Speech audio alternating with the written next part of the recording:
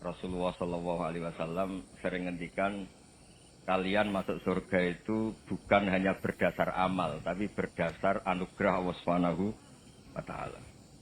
Oke, kita sepakat amal kita, perilaku kita, ibadah kita, andaikan dikompensasi dengan nikmat yang Allah berikan, tentu tidak seimbang.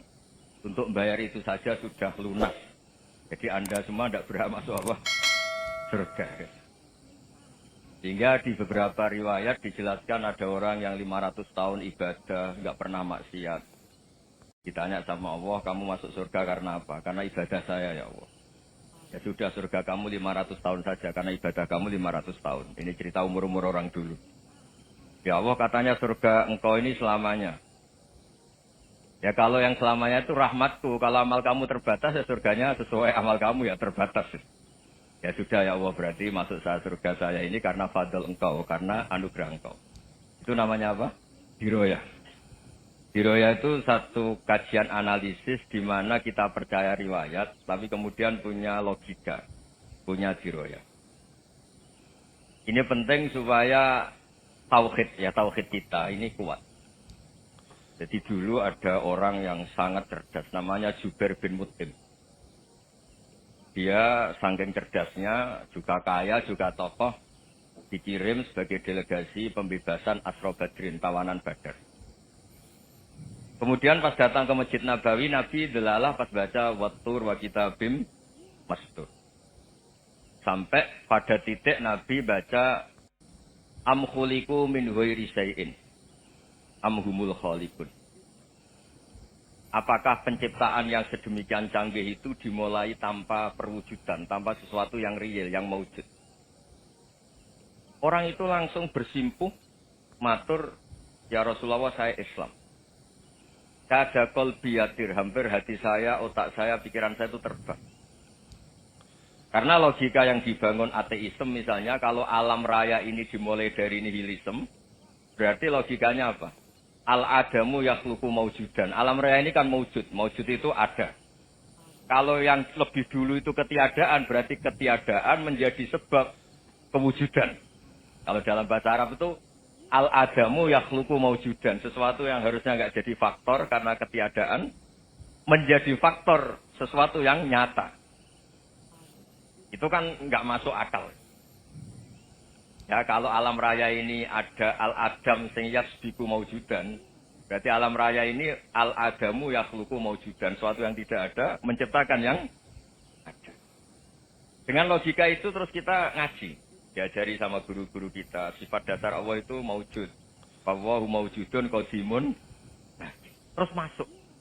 Yang harus distatuskan pertama dari Allah itu apa? Maujud, wujud. Karena dengan wujud ini layak menjadi penyebab adanya alam raya ini. Sehingga ketika kita menolak paham nihilisme atau ateisme, paham tanpa Tuhan, tanpa pencipta awal, kita punya diroyah. Bahwa tidak mungkin ketiadaan ini menjadi sebab perwujudan alam raya. Yaitu amkhuliku min ghairi syai'in. Masa alam raya ini diciptakan tanpa sebab yang nyata, yaitu wajibil wujud. Siapa itu? Allah Subhanahu. Begitu juga menyangkut sholawat. Orang boleh beda pendapat tentang redaksi sholawat. Ada yang sholli ala Muhammad, ala Sayyidina Muhammad, Nabi Muhammad. Monggo lah masalah redaksi saja. Tapi setelah dianalisis, Nabi itu Pak Rektor, jadi Nabi setelah Nabi Isa saking dihormatinya sampai dituhankan. Juga jadi Nabi yang ada cerita masih hangat, orang Yahudi itu bunuh Nabi. Jadi yang satu mendudukkan Nabi sedemikian tinggi sampai kayak Tuhan. Yang satu menjatuhkan Nabi sedemikian rendah sampai dibunuh. Kayak apa susahnya jadi Nabi Muhammad SAW. Kemudian dengan gampang, Hadaddin agama ini bikin syariat yang bernama sholawat. Redaksinya monggo lah sesuai tradisi masing-masing. Allahumma sholli ala Muhammad, Allahumma sholli ala Sayyidina Muhammad, ala Nabiyina Muhammad, monggo lah. Tapi yang jelas, redaksi ini kalau di diroyah dikaji. Allahumma itu Tuhan. Tuhan itu pemberi. Wa Muhammadun wa injalla qadruh abdun min ibadi. Muhammad apapun tinggi derajatnya tetap berstatus hamba. Sehingga agama ini terjaga oleh sihotus sholawat. Agama ini terjaga oleh redaksi sholawat. Yaitu Allah tetap pemberi sebagai Tuhan yang enggak tersaingi, la syarikalah. Rasulullah Muhammad wa injalla qadruh.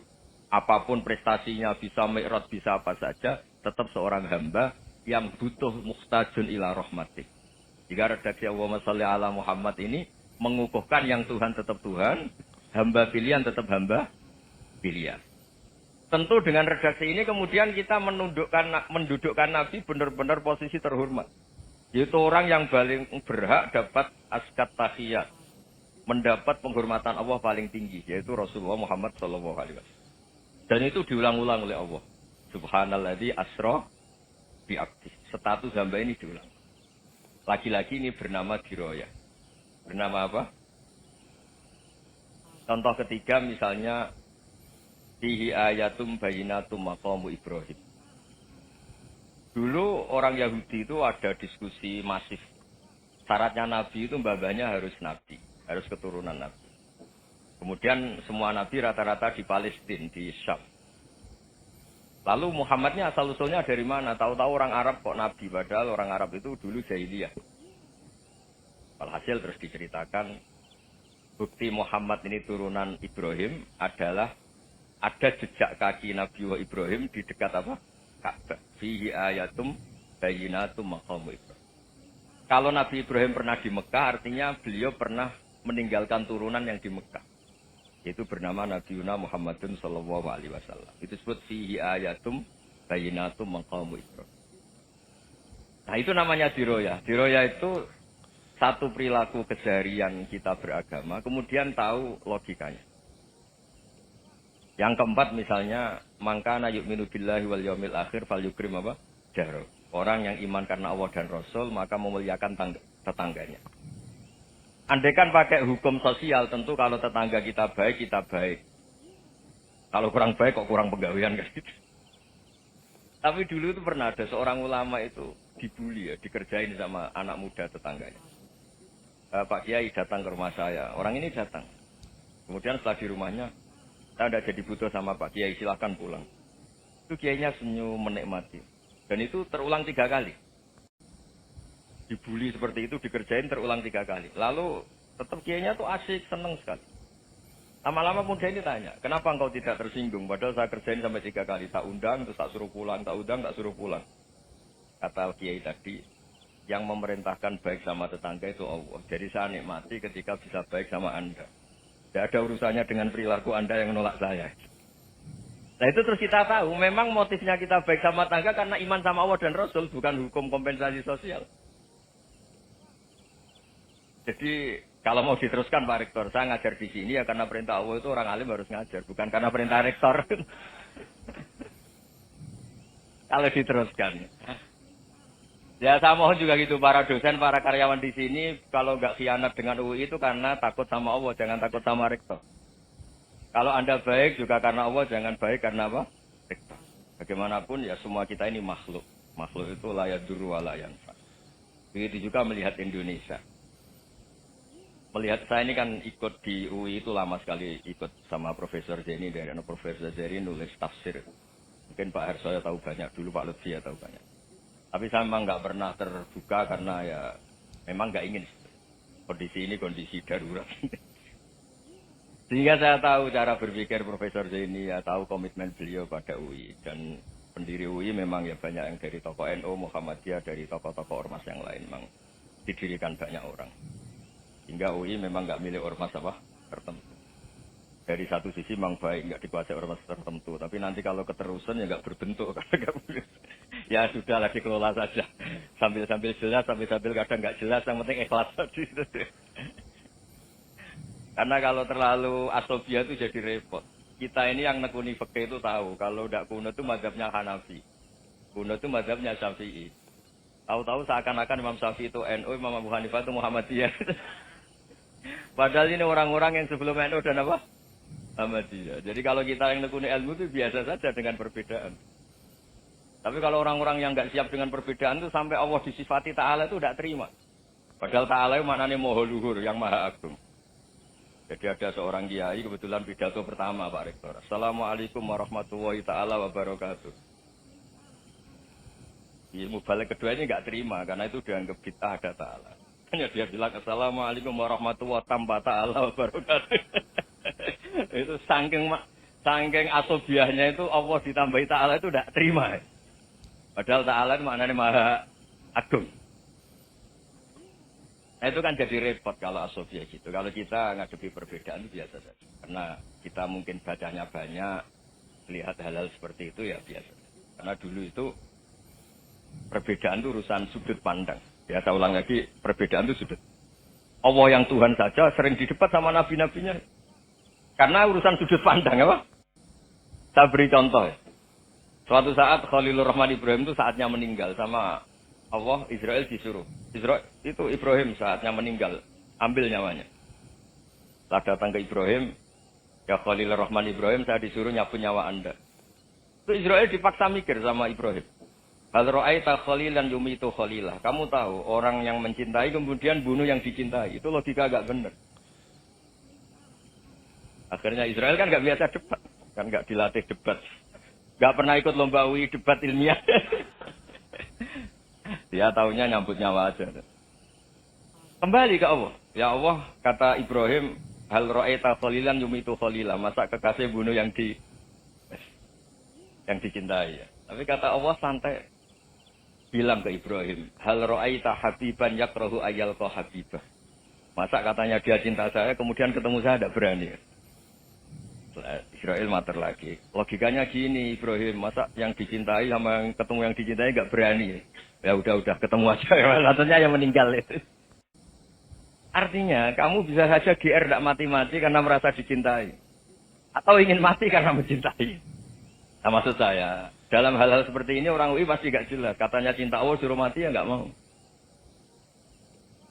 Gak jelas kan? Dibilang gak cinta juga gak mau. Tapi dibilang cinta kalau ukurannya mati juga gak. Nah, tapi dalam banyak hal gak jelas itu penting, Pak. Penting sekali. Buatan guyon. Saya beri contoh sekian ilmiah, gak jelas itu penting. Rasulullah Shallallahu Alaihi Wasallam itu dalam banyak hal itu disuruh Allah, memang disuruh supaya ngambil sikap seperti itu. Karena Allah itu punya otoritas penuh untuk bikin orang itu baik atau tidak baik. Wahsy itu yang membunuh Sayyid Hamzah, orang paling dicintai Nabi di antara yang dicintai Nabi. Qatalahu Wahsyun, dibunuh oleh Wahsy. Nabi secara basarnya itu nggak suka sama Wahsy. Sampai cara lahir ya ingin corong Jawa ingin masuk nol. Tapi apa kata Allah? Laisa laka minal amri syai'un aw yatuba alaihim aw yu'adzibah. Itu tidak wilayah kamu Muhammad. Malah Wahsy dikasih tobat sama Allah. Khalid bin Walid. Itu perang Uhud kalah itu karena ide brilian Khalid bin Walid. Pas itu masih panglima kafir. Itu pura-pura kalah, ghanimah dilepas, sahabat turun, pasukannya naik, walhasil orang Islam kalah. Khalid bin Walid akhirnya juga masuk Islam. Orang yang secara basariah Nabi itu enggak siap. Kebalikannya juga ada. Sa'labah itu orang sampai gelar hamamatul masjid. Ini pas ngaji mesti ingat. Salam. Dia di masjid terus. Setiap habis salam tuh lari. Karena istrinya nyuwun sewu masih berpakaian yang tidak pantas. Kenapa engkau terburu-buru pulang? Pakaian yang dipakai istri saya sekarang saya pakai. Ya, pakaian sarung itu kayak Pak Rektor kan fleksibel. Ini khusus mau Ramadan. Tidak akan sarungan terus. Gak usah khawatir. Jadi ini tadi sudah perjanjian. Saya yang kiai celananan, beliau yang rektor pakai sarung. Jadi, iya. Supaya itu barter madhab. Tapi hanya sekali ini aja, bukan. Jadi jangan diharapkan ini jadi tontonan terus-menerus. Dan ini barter madhab. Saya sama Profesor Kores juga sering gitu. Saya pakai sarung yang dihadiahi beliau pakai sarung yang dihadiahi saya. Memang itu tradisi Islam. Tahadau tahabu, kamu saling memberi hadiah maka kamu saling mencintai, bukan riswah, bukan. Walhasil terus Sa'labah ini, buat saya didoakan Nabi supaya saya kaya, supaya tidak sering ganti pakaian seperti ini sama istri saya. Jangan-jangan kamu miskin itu lebih baik. Ngotot minta didoakan, didoain Nabi kaya, selama-lama ninggal sholat, ninggal jamaah. Itu Allah belum tersinggung. Yang mulai Allah tersinggung itu kan saya sering fatwa di mana-mana, sering memberi saran. Mumpung kamu miskin itu sering sedekah. Karena kalau sudah kaya itu tidak bisa. Saya memberi analogi gini. Kalau saya masih santri miskin, punya uang 100.000. Diminta guru saya 50 tak kasihkan. Padahal itu 50%. Punya 2 kambing kurus, diminta guru saya 1 pasti tak kasihkan. Padahal itu 50%. Jadi kalau punya sapi Brahman atau sapi limusin yang harganya itu 100 juta, punya 2, diminta 1 boleh enggak? Enggak boleh. Saya punya motor butut 2, diminta teman saya 1 boleh. Tapi kalau Davidson Harley itu enggak boleh. Nah, walhasil itu kalau kita miskin, misalnya kita zaman kuliah atau zaman mondok atau zaman apa saja, punya uang 100 ribu, narik temannya sampai 50 ribu kan biasa. Tapi setelah 1 miliar, berani nggak kamu kasihkan 500 juta? Sama-sama 50%. Enggak kan? Nah salah apa gitu, ketika zakat masih per 40 kambing 1 kambing, itu sebenarnya kan masih ringan. 40, 1, 82. Kambingnya itu sudah mabenal jabalen. Barang dihitung zakat karena sudah ribuan, jumlahnya sampai 400 kambing. Banyak lah pokoknya. Terus kata Salabah, ini pemerasan. Karena jumlahnya besar. Allah tersinggung karena nabinya dianggap narik zakat itu dianggap khoros, dianggap pemeras. Allah tersinggung kemudian fa'aqobahum nifakon fi qulubihim ila yaumil. Dia ditegur munafik. Semenjak itu terus tadi kembali gak jelas tadi. Barkohnya gak jelas itu menjadi orang itu bijak. Ini sekarang nakal, jangan-jangan nanti jadi orang baik. Yang sekarang baik, jangan-jangan suatu saat jadi tidak baik. Semua orang introspeksi. Gak ada jaminan kalau kita sekarang baik akan baik terus. Gak ada jaminan kalau kita sekarang buruk akan buruk terus. Sehingga terus banyak kiai-kiai bijak itu memang lahirnya gak tegas. Tapi gak tegas itu yang menjadikan bijak. Karena sama-sama mungkin. Itu yang disebut laisa laka minal amri syai'un aw yatuba alaihim wa yu'adzibum. Itu tidak wilayah kamu. Ketika Allah mengomentari orang munafik juga wa yu'adzibal munafiqina in syaa'a aw yatub. Bisa saja ada yang disiksa, bisa saja ada yang dikasih tobat. Karena pola yang kita analisis itu semuanya menurut kita. Bukan menurut kemaslahatan orang apa? Saya punya sekian contoh cerita. Orang yang sowan kiai baik-baik, mungkin bawa gula atau salam tempel, tidak tahu lah. Sudah mesti jadi wali. Tapi kali Joko yang kenal Sunan Bonang, itu kenalnya itu karena ingin begas. malah jadi wali. Tapi tidak usah dicoba. Umar itu nyari Nabi itu mau dibunuh. Tapi malah tobat jadi orang baik. Jadi ini penting ngaji ya, supaya yang tidak tegas itu, tidak jelas itu kadang baik. Nah termasuk, saya juga termasuk dia yang milih tidak jelas. Saya sering gojol gini, Fajar Hadili ini murid-murid saya sering saya gojol. Kalau semua sistem pendidikan kayak kampus, kayak UII, kayak UIN semuanya, itu sistem yang bagus. Karena tertib, jam kuliahnya jelas, mata kuliahnya jelas. Kalau di pesantren itu Pak Arso, itu nggak tertib. Tapi justru itu enak, ketemu di jalan orang berani tanya. Nah ini kalau mbak-mbak misalnya menstruasi, mau belajar khat nunggu semester berapa baru tahu. Itu bisa sekian tahun nggak sholat karena nunggu pelajarannya baru diterangkan. Mau haji juga gitu, nunggu mata pelajaran haji. Kalau nggak jamnya, nggak mau dosennya ngajarin. Ya, kalau kiai kan nggak ketemu di jalan, tanya dijawab. Jam berapa juga dijawab. Artinya Indonesia itu berkah, ada sistem kampus yang tertib. Ya semoga termasuk tertib gajinya. Tapi tertib gajinya itu juga sebenarnya rugi. Saya sering ada pegawai negeri Gus, tolong doain saja di PNS enak saja. Gajinya tetap. Kata saya nggak mau kalau gaji saya tetap. Kok bisa Gus enak tiap bulan mesti dapat gaji. Kalau tetap nggak naik-naik kata saya. Kalau kiai gajinya nggak tetap, tapi di atas yang tetap kata saya. Artinya Indonesia itu berkah. Kalau semuanya pakai sistem pendidikan setertib ini, orang mau tanya khair ya nunggu pelajaran khair. Bab haji ya nunggu pelajaran haji. Tapi kalau ketemu kiai itu enggak. Ya semuanya, saya pernah di pasar, Gus mau tanya. Tanya apa? Anak saya sih keluar darah terus gini-gini. Padahal biasanya khair hanya 7 hari gini-gini. Ya sudah kembalikan ke biasanya, rudat kilal adat. Itu enggak usah sowan ke rumah. Juga enggak registrasi dulu, enggak daftar dulu. Ya ini tidak nyindir cerita saja. Supaya ini bukti koalisi beneran. Jadi saya yang kiai enggak tertib jam, koalisi sama yang tertib jam. Jadi kalau semuanya sistem kampus, nanti pertanyaan itu enggak bisa on time, enggak bisa setiap saat. Makanya Indonesia itu berkah. Kiai-kiai yang alim yang di jalan-jalan banyak. Juga kiai yang di kampus dokter-dokter fikih banyak. Yang nekuni ilmu umum ya banyak, macam-macam. Itu masalah itu kalau saling mengadili itu baru masalah. Misalnya kiai ngeluh, nggak enak jadi kiai, nggak punya gaji tetap. Yang dosen ngeluh, nggak dicium tangannya. Karena memang unik Indonesia itu. Kalau guru fikih kok dosen itu tetap nggak dicium tangannya. Karena pikirannya anak-anak itu sudah bayar suruh nyium. Itu kayak di alam sadar tuh gitu. Kalau kiai itu kan anak-anak gak bayar itu. Ya upahnya cium tangan itu. Makanya kalau kiai-kiai tidak keramat bisa mati karena cium tangannya bisa mati itu kiainya. Ya ini cerita. Supaya saling menghormati saling. Jadi kalau makanya itu pakar-pakar akhlak ya, pakar-pakar etika peradaban. Itu tertampar betul ketika Nabi urusan ilmu itu mengabaikan itu. Kalau sudah urusan ilmu. Misalnya begini, ada urusan ilmu. Ada mbak-mbak cantik atau ibu-ibu cantik. Itu dalam Islam itu diajarkan jangan sopan-sopan banget. Kata Nabi, karena kekuatan ilmu itu di atas kekuatan akhlak, di atas kekuatan adab. Ya nisa an-nabi lastunna ka ahadim minan nisa. Ini taqaitunna fala takhdu'na bil qaul. Faya tama'alladhi fi qalbihi maradun. Misalnya ada mbak-mbak cantik, menarik. Kemudian sopan misalnya sama Pak Fajar sama dosen-dosen. Monggo binara. Wah itu bahaya pikirannya kemana-mana. Orang yang imannya pas-pasan. Wih berarti mau.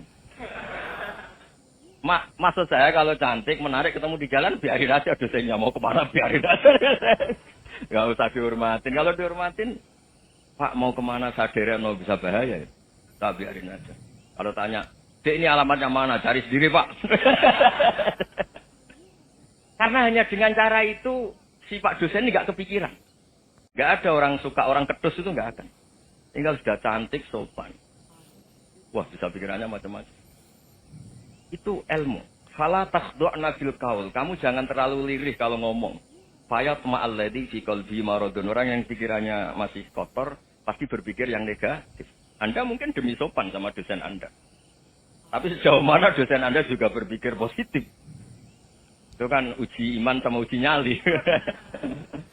Nah, sama pejabat yang sopan sama kiai mungkin punya Alphard, punya Robicon, punya terus bawa uang banyak. Terus sama kiai cium tangan hormat. Jangan-jangan kiainya yang pikirannya macam-macam. Ini berarti bisa jadi muhibbin potensial misalnya. Nah, saya ini termasuk kiai yang pengagum ilmu. Sehingga saya sama orang yang medit, yang kikir sama saya itu saya senangnya bukan main. Kenapa? Karena kalau orang medit itu gak berhak nuntut. Tapi kalau orang lomo 1 juta minta surga, 2 juta ya minta apa? Surga. Gus, salam template. 200 ribu aja kadang minta surga. Tapi kalau yang kikir-kikir ya sudah salaman tok sudah. Gak minta apa-apa. Kan dia tahu diri, gak bayar kok minta. Maksud saya, Islam itu luas. Dinikmati saja, Pak. Dinikmati. Ya itu diroya. Maksudnya itu diroya. Diroya itu, kamu tahu aturan Islam itu, kamu harus yakin khairihi wa syarrihi minallah. Semua itu ujian. Tapi kemudian dikaji. Makanya saya ini termasuk pengagum Imam Syafi'i. Imam Syafi'i itu dikasih tahu. Ada orang yang di depan engkau cium tangan hormat, itu di luar ngomong-ngomong. Ngata-ngatain Anda. Imam Syafi'i tertawa-tawa, sewenang. Tuh, ada ini dikata-katain di luar kok. Kok tidak kamu anggap munafik malah tertawa. Berarti saya wibawa. Di depan saya nggak berani. Dianggap enteng saja. Dibilangin, sebagian orang kampung sini nggak suka sama engkau. Baguslah, tidak akan pinjam uang sama saya. Di mana-mana orang pinjam minta tolong itu karena seneng. Kalau benci kan enggak. Intinya dianggap enteng saja. Yang terjadi di dunia itu semuanya dianggap enteng saja. Man asa ilaika faqat atlakoka. Yang berburuk sama kamu itu membebaskan kamu. Coba kalau akrab, titip. Ya misalnya akrab sama Pak Fajar. Bilangkan ke Pak Rektor, sangkap tuh jadi guru tetap atau apa, kan ribet. Kalau tidak cocok kan nggak minta apa. Makanya hati-hati Pak Rektor sama yang akrab-akrab. Itu dulu saya juga nggak paham. Di antara wasiat Bapak yang sering diulang-ulang tuh itu. Suatu saat kamu jadi kiai, ngelola orang nggak seneng tuh gampang. Sudah, situ orang lain. Tapi kalau ngelola orang seneng tuh repot. Mintanya aneh-aneh. 100 ribu aja minta surga. Hanya teman tenis saja minta naik jabatan. Intinya itu ya sudahlah dikelola. Yang seneng ya berkah, mungkin teman berjuang, teman diskusi. Yang nggak seneng ya berkah, karena ini tidak minta macam-macam, enggak. Nah itu namanya diroya. Diroya itu satu kajian keilmuan yang menjadikan kita ini nyaman dengan riwayat-riwayat, panduan-panduan dari Rasulullah Shallallahu Alaihi Wasallam kayak tadi. Kenapa sih tentang baik sama tetangga, baik sama tamu? Hitung-hitungannya itu mangkana yu'minu billahi wal yaumil. Saya pernah dicium sama orang miskin yang akut miskin betul. Itu tak ajarin, Anda ini lebih hebat ketimbang orang-orang kaya. Misalnya gini, misalnya ada komunitas rektor atau kiai besar. Ini kata orang banyak termasuk kiai besar. Mungkin kalau pinjam uang itu karena mau beli mobil, aksesoris mobil. Karena kita kiai tok atau rektor atau orang-orang tok. Kalau sesama orang miskin itu pinjem-pinjemannya itu urusan beras, itu urusan nyawa. Keren mana? Menyelamatkan nyawa sama aksesoris mobil. Nyawa. Jadi pahala kamu pasti lebih besar. Itu senangnya jadi orang miskin terus keterusan sampai sekarang. Itu. Lo coba kalau menteri sama menteri, rektor sama rektor, kira-kira pinjamannya apa Pak Arso? Kan kalau mau beli mobil atau mau umroh VIP, pokoknya yang keren-keren. Kalau orang miskin pinjam kan apa? Makan kan? Beras kan? Makanya kalau yang sedang miskin monggo lah kalau ingin ruskan. Maksud saya Islam itu seenak itu. Islam itu segampang itu. Sudahlah yang sedang miskin ya keren. Karena sekali sosial itu urusannya apa? Nyawa. Tapi kalau miskin semua ya Indonesia bisa tutup kan. Ya sudah yang kaya-kaya itu saya mengatakan Indonesia karena bayar pajak yang menjadikan Indonesia berjalan. Tapi ya dipakai yang benar. Nah, begitu seterusnya. Ada kiai miskin cerita ke kita. Gus, enak jenengan alim, terus punya santri banyak, bisa ngajar di mana-mana. Saya bilang, hebat kamu. Dia hidup di daerah tertinggal. Itu yang diajarkan kan hanya tauhid. Kan nggak mungkin bisa tertinggal baca fikih perbandingan mazhab. Kan nggak mungkin. Kalau yang kayak Pak Fajar, Pak Sazali kan nggak mungkin. Fikih perbandingan apa? Mazhab. Menyorot mazhab dunia ukur. Gaya engke-engke itu kan nggak mungkin. Tapi pertanyaannya, yang menyelamatkan masuk surga itu tauhid apa perbandingan mazhab? Tauhid. Ini hanya mengajarkan fardu kifayah sunat-sunat. Ini Anda mengajarkan fardu ain. Surganya dulu kamu. Oh terus senangnya jadi kayak gitu. Karena yang diajarkan apa? Tauhid. Sementara kita yang gaya-gaya ini, ajarkan perbandingan apa? Ada studi banding ke Al-Azhar kemana-mana. Ini enggak, tauhid. Dari orang nyembah pohon jadi nyembah Allah Ta'ala. Keren enggak? Keren. Jadi itu kiki itu sama saya senangnya bukan karena tak bilang. Tapi ada yang agak kurang ajar tanya saya. Kalau itu hebat, kenapa Gus enggak mau jadi kayak gitu? Waduh. Wah ya repot kalau pertanyaan.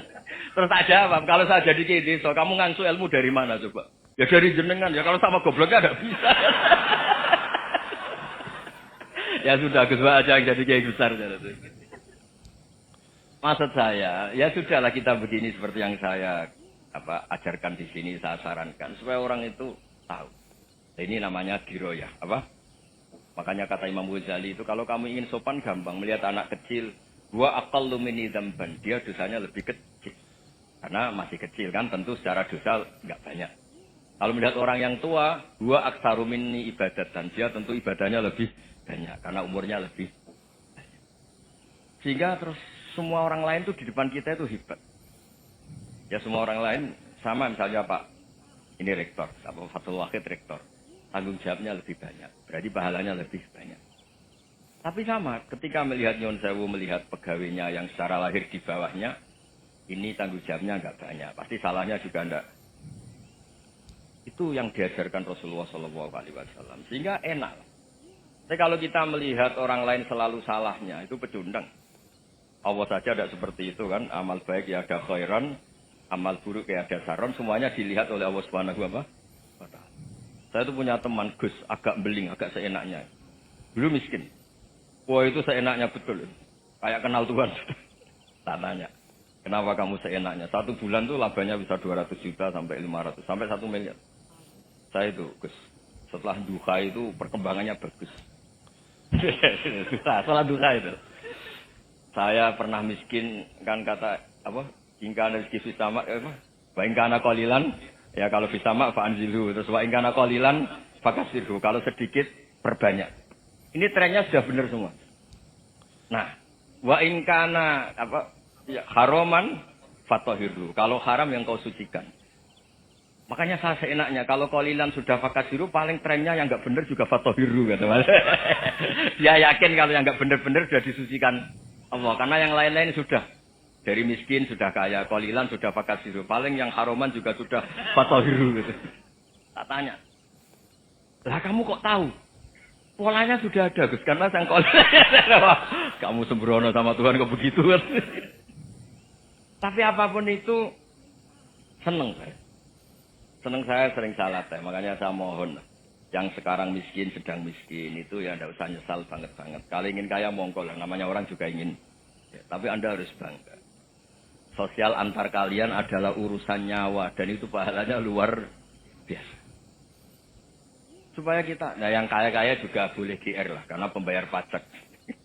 Dan itu bisa menyelamatkan apa? Indonesia Raya. Begitu seterusnya. Itu yang diajarkan Nabi, antawadhu hatta la yabghiya ahadun ala ahadin. Kamu semua harus tawadhu sehingga antar kalian tidak saling tidak sopan, tidak saling liar, tidak saling mendolimi. Termasuk tadi sikap gak jelas tadi. Orang dolim yang sekarang dolim bisa saja tobat, yang sekarang soleh bisa saja nanti. Semuanya itu mungkin. Kita diajari ya muqallibal qulub tsabbit qalbi ala dini. Jadi keliru kalau kita dalam banyak harus tegas enggak mesti. Al-halalu bayyinun wal haramu bayyinun. Tapi ada wa bainahuma umurun mustabihat. Ada yang wilayahnya itu abu-abu. Misalnya ada perempuan cantik misalnya, contoh paling gampang. Kalau kamu ajari secara serius, kamu bisa saja tergoda, jadi fitnah. Jadi kalau orang soleh nggak berani ngajarin, kemudian digunakan orang fasik, malah menjadi orang nakal, kita juga tanggung jawab. Kamu mau tegas gimana? Wilayahnya sama-sama mungkin. Wilayahnya sama-sama mungkin. Yang dekat pejabat mungkin terkontaminasi KKN. Tapi kalau pejabat nggak dekati orang soleh, punya perilaku yang nggak soleh, yang repot juga Indonesia kan? Nah hal-hal seperti itu kita tidak perlu ngambil sikap. Maksudnya nggak usah ngambil sikap, ya kita buktikan kalau milih satu madzhab, kita buktikan semuanya lebih baik, semuanya lebih bermanfaat, semuanya lebih berperadaban. Karena nggak bisa dihindari wa bainahuma. Termasuk nyuwun sewu, saya mohon maaf sama mulai Pak Harso, Pak Lutfi sampai Pak Fatullah. Saya ini termasuk kiai yang nggak suka dekat sama orang-orang top. Bukan karena hasud. Memang konstitusi kiai harus gitu, la tamud dan na'inaika. Kenal orang lebih tinggi itu kan resiko. Misalnya saya kiai desa, mungkin punya keri tua sudah seneng, punya kijang tua sudah seneng. Gara-gara kenal Pak Wakil naik Kempri, waduh kok saya kalah itu. Kenal orang itu kan resiko. Mungkin dosen-dosen sini kalau kenal saya di Rembang juga resiko. Di sini nggak ada cium tangan, biasa dosen lu, wah, nggak enak jadi dosen. Jadi memang harus dibatasin. Sekiranya mungkin orang itu, karena latamud dan nanawa, ainaika ilah, kamu jangan sering melihat orang lain yang mungkin secara lahir dapat nikmat yang lebih tinggi dibanding Anda. Kalau kamu nggak bisa ngelola hati Anda bisa hasut, Anda bisa dengki. Paling tidak Anda bisa ada syukur. Saya itu sering didolani pejabat. Juga sering melihat pejabat di TV-TV. Naik mobil aja ada yang naikkan. Bahkan kalau wudhu itu anduk aja ada yang bawa. Itu kalau yang nggak kuat, wih naik jadi pejabat. Ya makanya terus konstitusi kiai itu mengatur, sudahlah. Mata kamu itu kamu batasin. Jangan melihat sesuatu yang potensi ya. Potensi menjadikan Anda tidak nopo syukur. Jadi saya mohon, ini memang konstitusi saya sebagai kiai. Jadi saya, tapi di hati saya tetap akrab. Kita doakan semua untuk UI, untuk semua orang Indonesia kita doakan. Kita ingin semuanya tambah baik, tambah. Ya, mohon. Assalamualaikum warahmatullahi wabarakatuh.